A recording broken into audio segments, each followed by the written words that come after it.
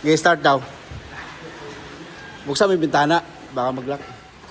Pero isarado lang mamaya pagkatapos umandar.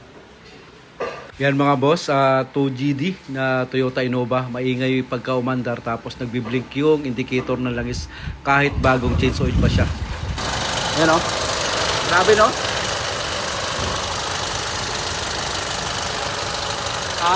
Umilaw?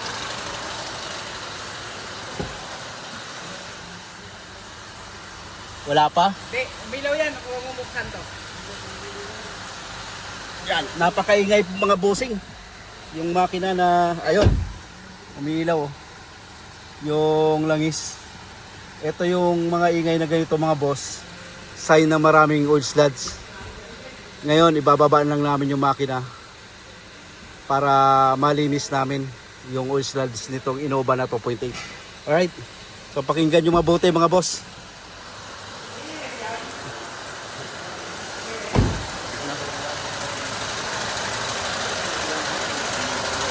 Grabe. Patay mo na, Jay. Para ng gilingan. Patay mo na.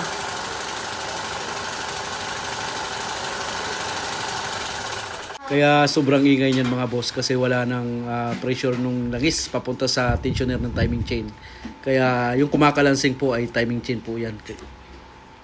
Ayan, dahil sa sobrang ingay ng makina, hindi na natin pinatagal. Ibababa na natin to para linisin natin yung oil sludge na mga nakabara dito sa makina.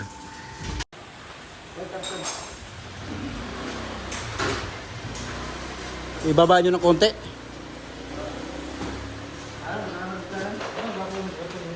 O di kaya lagyan yung holder na lang kaya dito. Hindi pwede.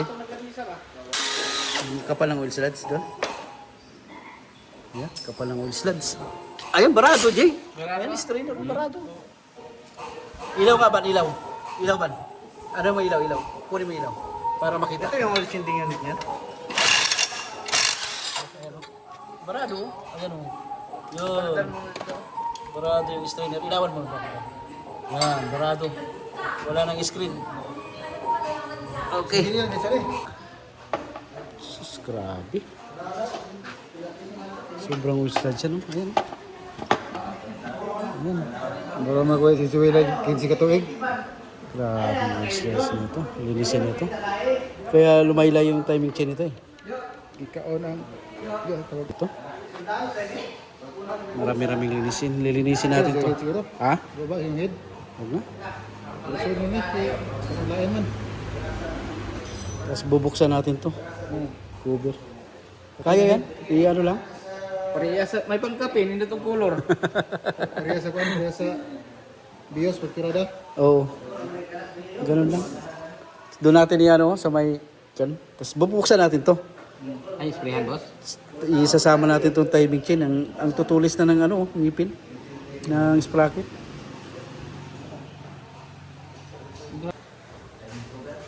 Aray ko. Ay, grabe. Ay, turbulite. Dol. Grabe. Kaya pala nag-igay talaga ng gusto yan. Oo, dahil sa haba kayo. Oo. Ayan o. Nakita mo. Stock up. Stock up ng sir. Stock up ng tension na rin. Paano siguro mag-ano to? Tagal mag-sensor? Ano yung kwan ba? Oil mo tulak. Wala na. Wala nang oil. Barado yung kwan eh. Asan ang strainer? Sobrang barado ng strainer eh. Tignan mo dyan. Pakita mo dyan. Hindi na baklasan. Ayan o. Barado. Hindi makakit ng langis. Sprihan lang ano? Anuhin natin. Lilinisin natin ang gusto. Ha? Lilinisin. Baklasan pa. Di na. Dito lang kwan. Kuskus lang. Kasi kaya naman umingay talaga ng... Dan. Ha? I-request natin kay sir. Timing chain niya. Palitin talaga yan. Parang barado rin pala to, no? Ang dumi din. Kailangan talaga maanohan to. Ha? Yung mga valve cap, baka mawalan ka ng isa dyan, ha? Grabe. Kailangan maano talaga natin, mahanginan ng gusto. Yan. Kasi babara sa strainer yung mga durog-durog niya. Tubig. Sprihan lang. Pangag-pangag. Karwas. stick manifold, barado din. Ayan. Linis na rin tayo. Grabe.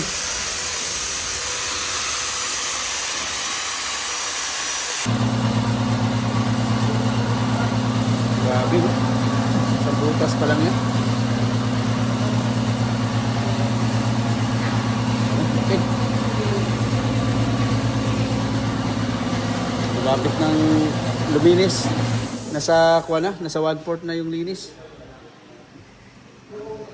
Mamaya kikintab na yun. Ayan, tumulong lang ako maglinis dito mga boss para madaling matapos.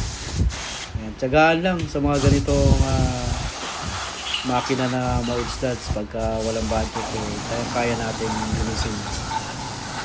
Huwag lang maingay yung makina o blow by, katok na dahil sa natuyuan na kayo ng langis, hindi na pwede. Talagang hindi na pwedeng linisan. Overhaul na talaga ang mangyayari doon. Pero ito kasing Innova na to, kaya lang naman siya umingay mga bossing ko. Kasi nga wala nang umakit na langis sa taas o papunta doon sa tensioner ng timing chain. Kaya kung maririnig nyo yung under, sobrang kalansing. Wala na kasing tumutulak doon sa tensioner natin na langis na. Kaya sobrang luwag na ng chain. Tapos nung kinalas namin, meron ng mga kayod, yung timing chain guide, yung mga sprocket, natatalim na. So kaya nirecommend ko na papalitan natin ng timing chain assembly mga bossing. Isang set na talaga. Original po yung ikakabit natin dito. Hindi po tayo gagamit ng replacement para mas lalo pang tumagal. Kaya nga pag umayos ng under nito, so paalagaan na natin kay Sir ng change oil itong Toyota Innova para mas tumagal pa ang buhay ng kanyang makina. Yun lang mga boss, para hindi kayo umabot sa mga ganitong problema, alagaan nyo na sa PMS. Kaya sa tamang mileage sa change oil, yan, alagaan nyo lang para hindi magkaganito yung mga makina nyo mga bossing. At gumamit din ng mga langis na magagandang klase.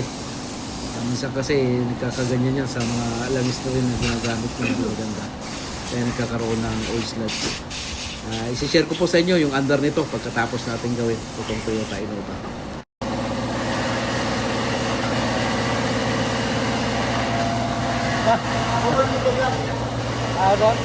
Ayan si boss oh.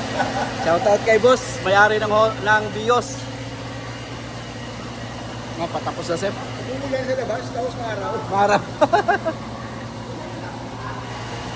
Ayan, pagkatapos nating tiyagaing linisin yung mga oil slugs, pagka wala po kayong budget na pang general overhaul, kung kaya pa naman nating linisin talaga mga boss, na hindi kailangan overhaulin, ayan, pinagtsatsagaan po natin dyan.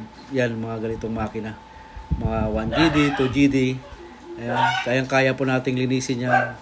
Once na walang problema yung mga main bearing niya, piston ring, kayang-kaya po nating linisin. Ito, ang importanteng lilinisin rin yung mga strainer na yan, mga boss. Sobrang barado dati yan. Ayan, pagka may oil slugs, dalhin nyo lang sa amin at kayang-kaya namin linisin yan. Magpapalit din tayo ng bagong timing chain dito sa ating Toyota Innova mga boss. Ayan, pati camshaft, mga cup. Ayan, nililinis natin ang gusto yan.